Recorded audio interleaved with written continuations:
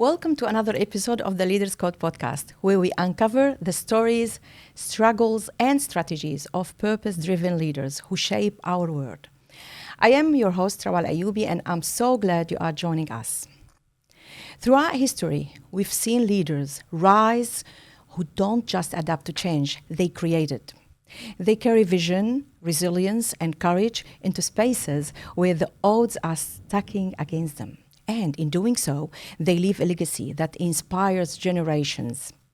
Women leaders have shown us what it means to rise above barriers, shattering stereotypes, rewriting narratives, and proving that leadership is not bound by gender, but by vision and values. They remind us that true power lies not in titles or position, but in the courage to serve, to uplift, and to lead with authenticity. Today's guest is one of those extraordinary trailblazers. Captain Mona Shindy is a retired naval officer with over 30 years of distinguished service and business leadership. She carved a path through male-dominated environments, leading projects of national significance and delivering outstanding outcomes. Her story is one of resilience, integrity, and grit. She has been a pioneering change agent, a champion for diversity, and a voice for cultural and organizational reform. Her impact has been recognized nationally, winning the Telstra Businesswoman of the Year in 2015 and receiving the Conspicuous Service Cross for her outstanding contributions as a strategic intercultural advisor. Today, she continues to inspire as an international keynote speaker, author, consultant, and founder of the Mona Shindy Foundation, creating opportunities and hope to future generations. Today, we are honored to welcome Captain Mona Shindy, an inspiring role model for women in leadership. Mona, it's such a privilege to have you with us today. Welcome to the Leaders Podcast. Thank you so much, Dr. Rawa. It's my pleasure to be here with you today to talk about all things life and leadership. Mona, for those who are joining us and haven't had the pleasure of meeting you, how would you introduce yourself beyond the titles? Well, I would just say that I am a very down-to-earth person. I'm somebody who is fascinated by the outdoors and the nature and all the wondrous things around us. I'd say I'm somebody who likes to make positive change in life, likes to contribute, to give to others. I love tasty foods. I love being outside. I love live theatre and plays and things like that. And ultimately, I'm just a mum and a wife who still worries about her children just as much as I did when they were little babies, even though they're adults now. So pretty much like most people. Beautiful, yeah. So your journey, Mona, spans over 3 decades in the Navy and beyond, navigating male-dominated spaces. Looking back, what personal qualities you have to anchor this resilience and success of yours? Well, I think for me, life started off very typically, I think, for as most a lot of multicultural families were, with parents wanting and hoping for their kids to have a great future. I was always taught to work hard and to try and do my best. For me, I think life really took its turn in terms of developing strong values in me around the time that I was a young teenager. I was 14 and my father passed away suddenly. He had a massive heart attack and stroke, and we lost him very early on in life. And I think that very tough incident in my life really taught me lots of things about being responsible, about working hard, about wanting to do well in life and supporting my mother, who was on her own with 4 children at that time. So I found myself doing lots of things, perhaps learning a lot more on my own, trying to understand lots of things, and trying to do the right thing to make both my parents proud, and to make sure that they felt that all the sacrifices that they made for their children when they migrated were all worth it. So I think that set the foundation about do your best, be responsible, work hard, deal with unexpected things in a positive way and keep moving forward. Wow, this is a very inspiring journey that you start with. And then you, in your career as well, you describe yourself as a pioneer, forging path never before traversed. So from these personal challenges to your beautiful career, rich career that you have, what was one defining moment that you knew that you were changing the system, actually, not just navigating it? I think for me, being a minority in most of my lived experiences, wherever I was, whether it was as an electrical engineer in a very male-dominated profession. I mean, I think I was one of 5 women in a hall of over 200 students when we were in first year at university at Uni of New South Wales, to ultimately becoming a weapons electrical engineer in the military, in our Navy. I was someone that looked a little bit different than the majority and perhaps thought and had different ideas than the majority. So I think for me, making change, pivotal moments, I don't think there was any real pivotal moment. I think just being in those scenarios, every moment was pivotal. Every moment had some form of influence on the environment in which I was in. I think starting off early in my career, I was very much a person who liked to read the room. I was very careful about how much I pushed for things very early on, mainly because I saw that when there's entrenched cultures or entrenched ways of thinking, that as a junior person, it's not always that easy to put your hand up and say, oh, I don't like that, or that's not working for me. So sometimes I became very good at letting things go, not worrying too much about it, particularly if it wasn't appropriate. And as I went on further in my life, I learnt about finding good allies, people that I could talk to and seek support from along the way. And ultimately, as I became more influential and more able to influence, I guess, the outcomes in the work environment, then it was safer at that point. I think safer is the good word to use, to actually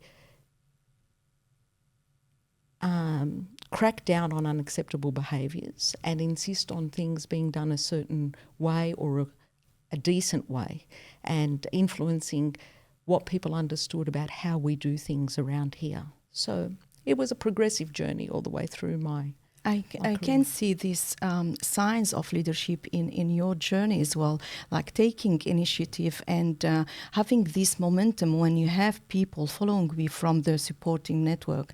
So this is about leadership as well that you are using in your journey. But your journey comes with a lot of challenges, Mona. So you faced a lot of sexism, racism, and a constant work-life balance. How did you navigate or, I would say, change or transform all these challenges into fuel in leadership rather than roadblocks?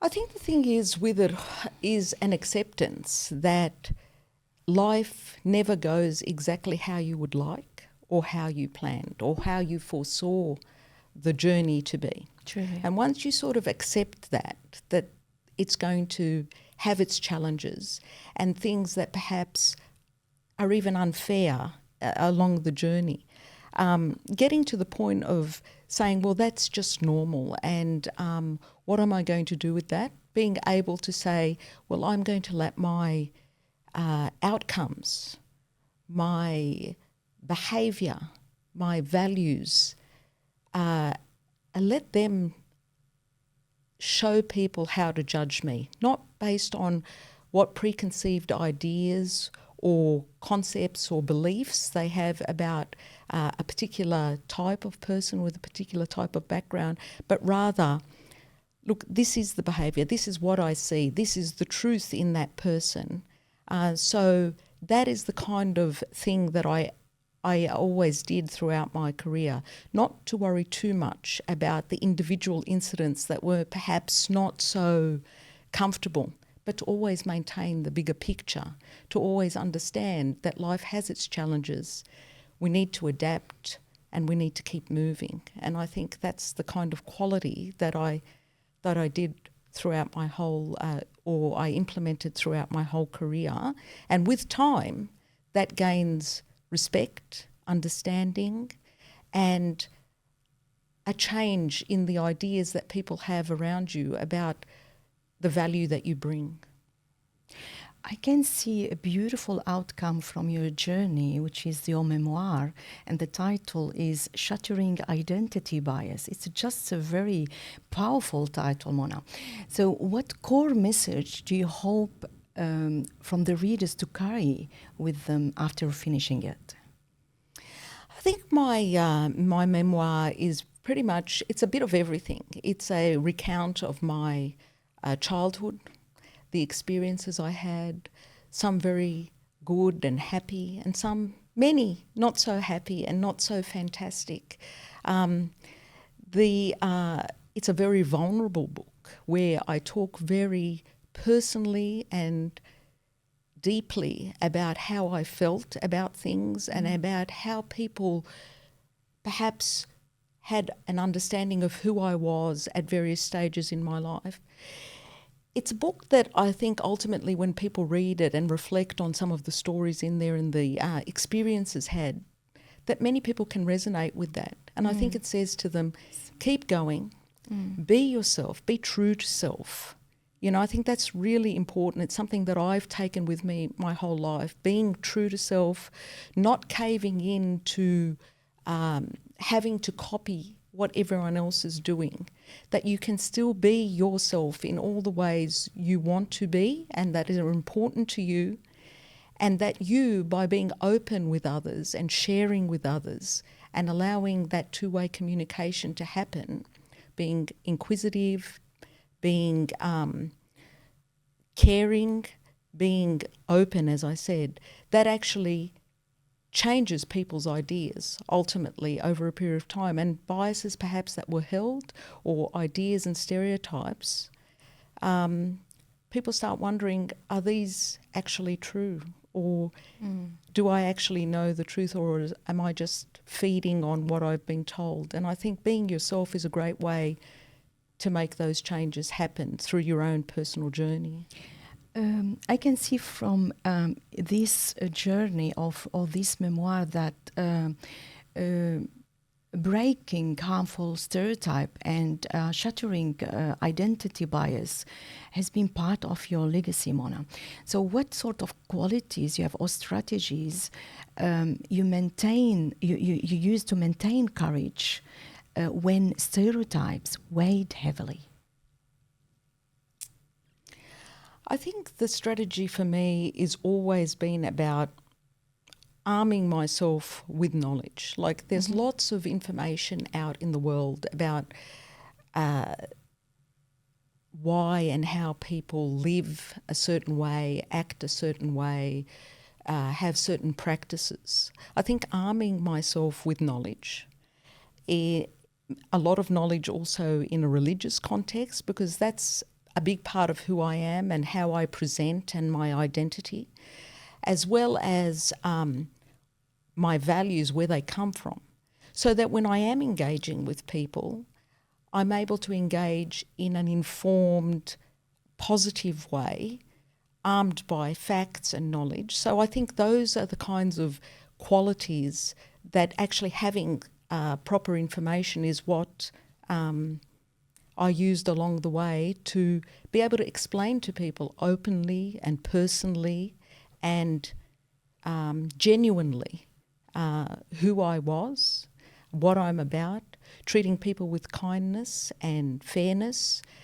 treating people with the values that I value, that I live by. There's a lot to appreciate in that, because if you hold those values and you actually live those values, those things go a long way to how people understand who you are. And I think that's a big part of leadership and connecting with others to actually be able to influence and to be able to be part of an effective, productive team. And it's about walking the talk, is it right? So it's really a big thing now when you uphold some values and you don't act on the values. And thanks for highlighting this point here. But I want to ask you, Mona, what's your strength? What's your uniqueness? My uniqueness? I think my uniqueness is I don't worry too much about what others are necessarily going to think. Obviously, I'm cognizant of helping people understand things, but my uniqueness is that I'm very honest, I'm very real, I'm authentic, and I think with people that fosters trust. I think when somebody sees a person for who they are, they're not fake, they don't put things on, they are actually living their truth. I think that makes me quite genuine, and you get what you see and you can rely on that. I'll add, you're humble as well, Mona. That's what I can see from you as well when I met you. You've led change by combining system thinking with emotional intelligence. How do you balance empathy with logic when you make tough decisions? I think with myself, I think the truth of the matter is something that I've learnt very early on in life is that leadership and making tough decisions does never, ever have to come at the expense of the team or of people that you work with. In fact, true leadership is about working with people. It's more about understanding people and how to get the best out of your team. And in doing that, sure, getting them involved, allowing them to have an ability to manoeuvre, to make decisions, to lead themselves, and to give them an appropriate level of delegation. Now, one thing I have learnt in my life is that no matter how well you plan, no matter what you think is going to happen, it doesn't always happen that way. And there will be circumstances where something the team has put together doesn't go the way you want. So making a tough decision at that point, as I said, never implies something negative for the team.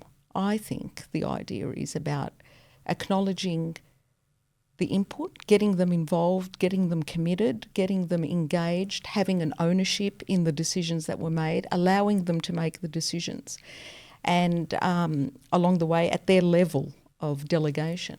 And when things go wrong, for me, it's about support. It's about, okay, what went wrong? Did I not provide enough training, upskilling, coaching, mentoring, resources for that decision? Yeah.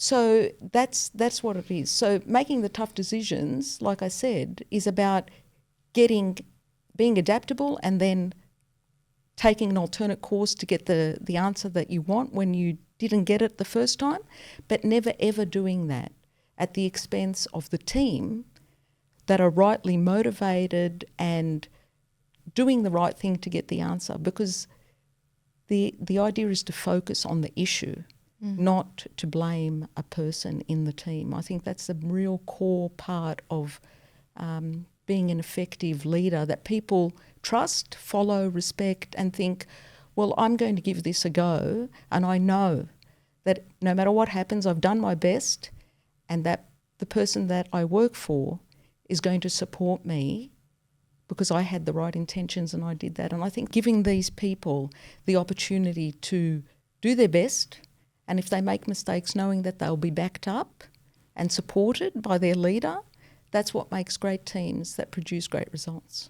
That's beautiful. You empower, you're passionate by empowering your people as well.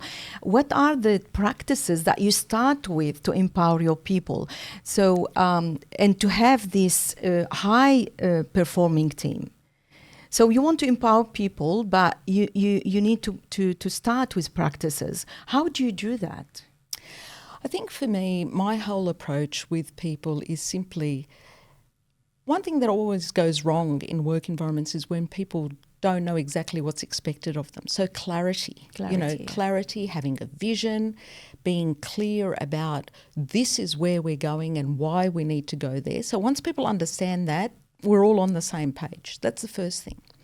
Then the next part of the approach that I use is one of effective, respectful, two-way communication. So it's even as we progress work together, it's not like they're just told once or that we've just discussed it once. It's a continual discussion.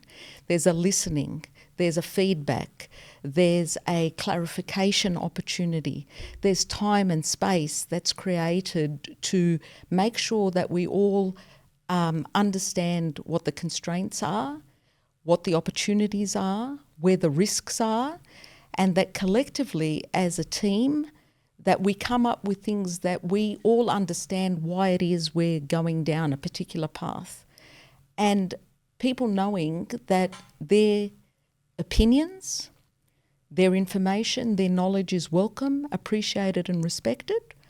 I think that makes all the difference to giving them that sense of empowerment, that, you know what, I'm valued, my ideas are welcome, and no matter what I say, even though they may not be ultimately used, they're discussed, and I have the feedback to know why, and that's what makes people engaged. And once they're engaged, once they own it, there's buy-in, and the results that you can get when you have that kind of team that's gelled, that respects each other, are amazing. This is the way of building trust with your people first, and the first step. That's very inspirational, Mona. You are encouraging young people to dream big and to chase these goals in STEMs and leadership. What advice do you give to young women who feel like outsiders in their chosen field?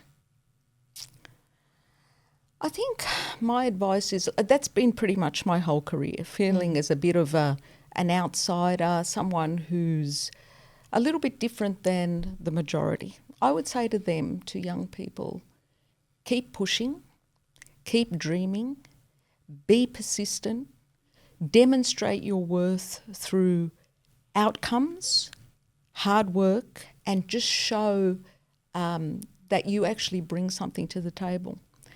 I think also understand that there will be setbacks is what I would say to any young person, that's normal. That once you understand that there's going to be setbacks, that you need to be adaptable, you need to shift and change and just keep going, keep moving is the answer. And I think I'd say to young people that, you know what, you're actually changing every environment you're in just by being in that environment. Wow. The disaster is when you find that it is difficult and you leave straight away. The thing is, know that your presence anywhere and your behaviours, your values, your actions, your outcomes are changing everyone and everything around you. Whether you think so or see it or not, you have an impact, and just keep going. That's very powerful, Mona. Stay to change. That's very, very powerful. And I know that you have Mona Shindy Consulting now, and you are championing diversity and inclusion. What one blind spot you can see in leaders now in this area? I think the thing is with diversity and inclusion, there's another step to it too, and that's belonging. And I think that's where the blind spot happens a lot for leaders. I think most people understand the science and the power of diversity, that diversity of thought, diversity of experience, diversity of knowledge. When it's brought together, it makes for more creativity, innovation, better outcomes, better thinking. People understand the science behind that, and I think many people are very keen to benefit from that diversity. So when you look at organisations in general, you often find that at the lower levels in the organisation, it is very diverse. You've got all different types of faces, and that because people realise I have to get females, I have to get people with different skills, experiences, training, education. But as leaders go further up, bias often comes into play along the way, and people feel more comfortable with what they know, what they have an affinity with. And over the course of careers, that diversity becomes less. Yes, I think people know that it's important, diversity and inclusion, but then they don't go as far as making sure that everyone feels a sense of belonging. And I think that's important. It's a bit like inviting someone to a dinner party. So you can have lots of different people around the table, that's great, so you've got diversity.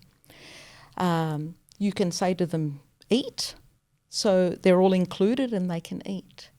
But I think where leaders miss the thing sometimes is making sure that for them to actually feel like they belong and to perform at their best, that being able to have an input into the menu of what is put in front of them, what are we going to eat, what is it going to look like, that's the bit that's missed. And I think if leaders can focus more on that, then people actually feel that this is about me, I belong here. And once they feel belonging, they feel a sense of comfort and ownership, and they just perform better as a team and as an organisation because it's very much like home. Thanks for this message. So taking actually their ideas, taking them into account when you have a meeting or when you are scheduling or doing renovating or building another department. So take their ideas of this diversity team that you have. And let me go to your charity side now, the Mona Shindy Foundation, that you are addressing both poverty and Islamophobia in education. Why do you think you focus on these two areas and that they are so critical in empowering next generation? I think the reason I've focused on these two areas is because they are areas that have had a personal significance to me in my life. Early on, as I explained, my dad passed away early.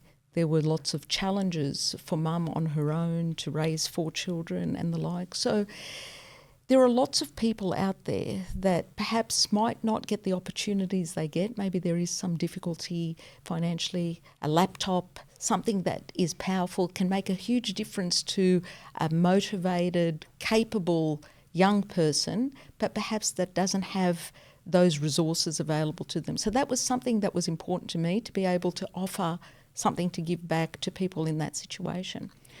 And in relation to Islamophobia, that's about supporting people from a mental health perspective also, because I've personally felt the impact that form of rejection can have on young people. Yeah. So by being able to give them access to relatable, successful people, to talk to them, to give them help with coping strategies, to give them belief in self, that can make a huge difference, a real meaningful difference into someone's life, that they could rather be depressed and despondent and upset, that you know what, you can overcome this and you can get through this, and to explain to them that this is not about you, that this is about other people and it's how you respond to it. And I think there's a lot of power in that, and that's why I choose to focus on those two areas in particular.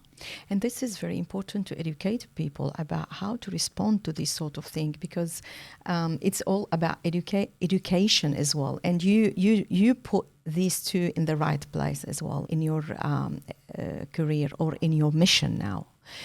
Now, I want you to imagine, Mona, that you are embarking on a leadership journey and you can carry only 3 values, 3 mindset and 3 skills in your backpack. What would they be?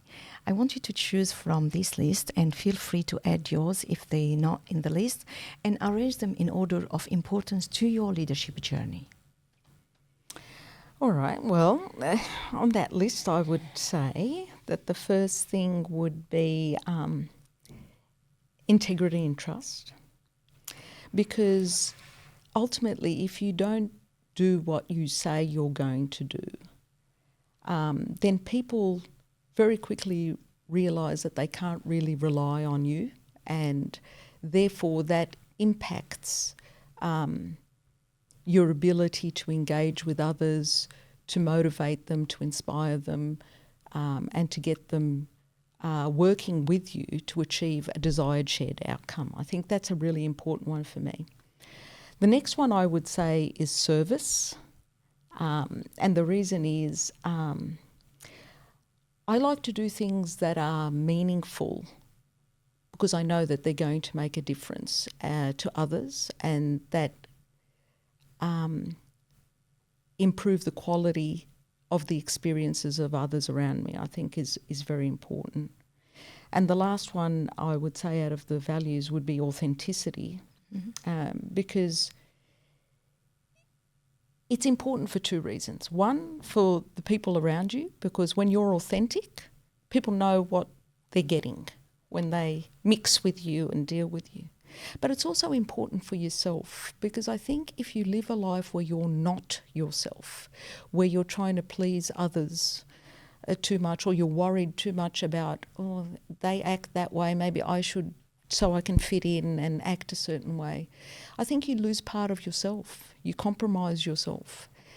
And when you're compromised, you never feel truly happy or fulfilled or complete. And you diminish what you can achieve when you're not authentic. Wow, that's very inspiring, Mona. Let's move to the mindset. Which one would we choose? Well, I think persistence is the first one, I would say, in terms of a mindset. I can see that. I think that's because nothing, I think, again, going back to the original thing, nothing ever happens as expected. Yeah. Or as you dream it might happen. So you have to keep going no matter what. Yes. You have to adjust, adapt, and keep moving. That leads into adaptability, because the fact that nothing is going to happen exactly as you dream. You can plan, you can, push things in a certain way, and you should do that. Don't get me wrong, like you don't just sit back and, it's not going to happen the way I want, so what for to even bother? No, you have to have a strategy, a plan, an approach.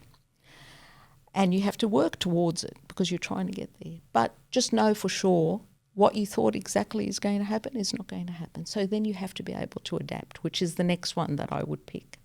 Right. And I think the last one out of these ones on your list would be openness, because openness is what allows people to connect with each other and relate to each other.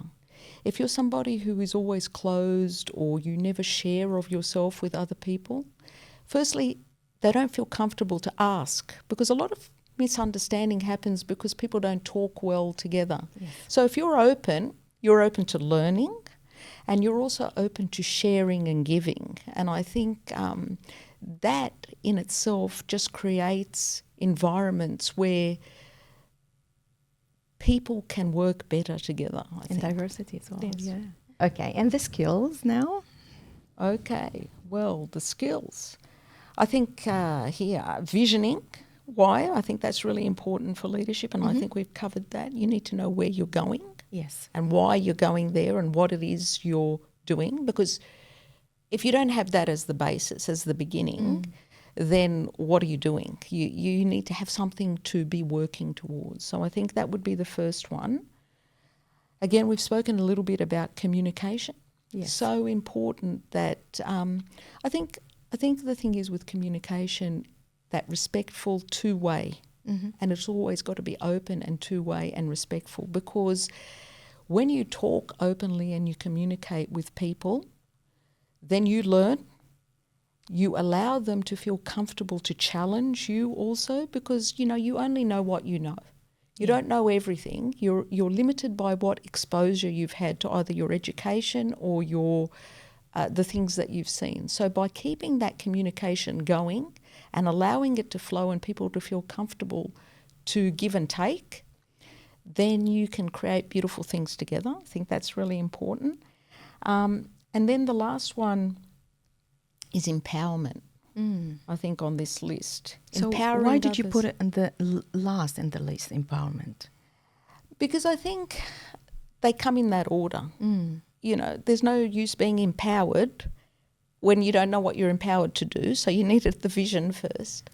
I think the other thing too, again, being empowered to go and do something but not having that respectful two-way communication is you may end up doing the wrong thing. So the communication is that it's an ongoing discussion is important, because feedback, listening, giving, sharing. And then the empowerment is because you can't do it all yourself as, say, the boss or the leader in a particular, whatever leadership level you're at. You have to empower others, I think. That means that they need to be upskilled, they need to be mentored, they need to be resourced, they need to understand their ability to manoeuvre and their delegation boundaries within a certain boundary, and then you need to let them get on and make the decisions that they can make and keep moving forward. Otherwise, you as the leader can be a really big roadblock if everything has to go through you. So that's why I've put them in that order. That's very true. And this is one of the big mistakes that some leaders, they do, that they start with empowerment. And I remember that Stephen Covey, in his book, The 7 Habits of Highly Effective People, he said that if you want to empower people, you need to start with trust. And trust is 2 components, so character and competence, like you said.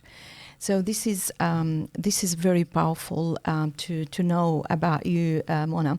But now let's move to another aspect of your life. This is the strategies that I want to know about it in your leadership journey.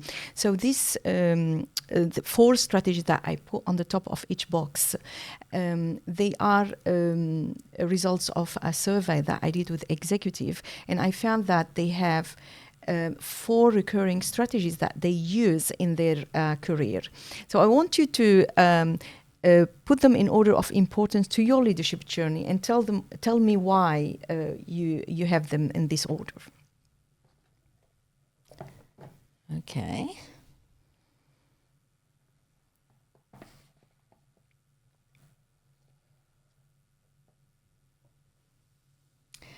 Well, that's the order, I think. And I think let's spoken a little bit. Vision-driven transformation. So again, it always goes back to you have to know where you're going. So there has to be, where am I going? Where are we going as a team? The bigger picture. The bigger picture. So yeah, moving towards that. Trust-based decision-making is my second one. And the reason is that, again, it's about people knowing what they're going to get from you, and you knowing what you're going to get from people. So nothing hidden, nothing, no one worried about I might be taken wrongly, or so that kind of environment where people are able to speak openly and genuinely and without fear. I think so that's about the trust-based decision making. The risk-taking through effective communication. Again, I think we've spoken a lot about communication, and you only know what you know. It's again, I'll say it again, you only know what you know. So without that communication, you don't have access to all the different types of angles and perspectives and knowledge and insights that your team can bring. Do you take risk in your communication? Are you talking about taking risk in the communication? I don't know about taking risk in the communication. I think the only risk you would take is that is someone going to take what you said wrongly? But I think the way you talk to people and reassure people and thank people for their offerings, I think that puts people at ease, and they know that, you know, you want to listen to what they have to say. Even though you might not agree with it, they know that you will be able to discuss it with them openly and respectfully and give them a genuine answer as to why you may not want to go with what they've offered. But that is also a show of respect when, even if you don't go with what somebody is offered, the fact that you've listened, you've relayed it back to them and you've given them a reason is so much more powerful than just, Correct. you know, nothing. And then the last one I would say is this continuous learning through renewal and innovation. You know, all of these are really important, but yeah, you've asked me to put them in a particular order. So again, it's about being able to adapt, because the bottom line is leadership is and achieving outcomes is about adjusting and learning and adapting to find your way around things that were unexpected, but to just keep going and to achieve the outcomes through that. So they would be the order that I would place them in, although that they're all very important. That's beautiful order. Thank you for these inspiring words, Mona. This is my last question today. This conversation is so beautiful, but I want to know your leader's code, a principle that you live and lead by no matter what. Well, I think I like to learn a lot about different things, and I learn from other people too. I think there's a lot to learn from leaders. I think a really good source to learn lots of things from, because I am a Muslim woman, is the Quran, is the first one. And one that I take from the Quran that I love very much is Inna ma'al usri yusr, which is, you know, that in life there will be the difficulty and the hardship, but also there is concurrent ease and joy and things that you can find that you can focus on and really be mindful and grateful for in living your life. So that is just the way life is. But there's also so much more that I guess you can also take from other leaders about what you can do. One that's offered by, I think, Gandhi is be the change that you want to be in the world. So, you know, living your truth, living what you would like the world to be is really important. And if you think you're too small, take something from the Dalai Lama, who came up with something like, if you think you can't make much of a change, think about what trying to go to sleep is like with a mosquito in the room. You can make a difference no matter how small you are, and you can make an impact. So these are the kinds of things that I would base my leadership approach around. We'll take your advice, Mona. Thank you so much for taking the time to be with us today. It's my pleasure. Thank you, Doctor. Thank you. At the heart of today's conversation lies a powerful reminder. Leadership is not just about the titles we hold, but about the courage to pave a new path and the integrity to uplift others along the way. Captain Shindy's story wasn't written by chance. It was forged through discipline, resilience, and relentless pursuit of excellence. Her legacy is not only in the accomplishments she achieved, but in the bridges she's built between cultures, communities, and generations. She embodies the truth that empowerment is born from great purpose and service. Every challenge she overcame has become a lesson for others. Every milestone, a beacon for future leaders to follow. Captain Shindy's success is more than her own. It's a call to action for us, a message of hope, a resilience, and possibility for anyone daring to lead with authenticity and heart. Thank you for joining us on this episode of the Leaders Code podcast. Stay tuned for more conversations that inspire, challenge, and ignite the leader within.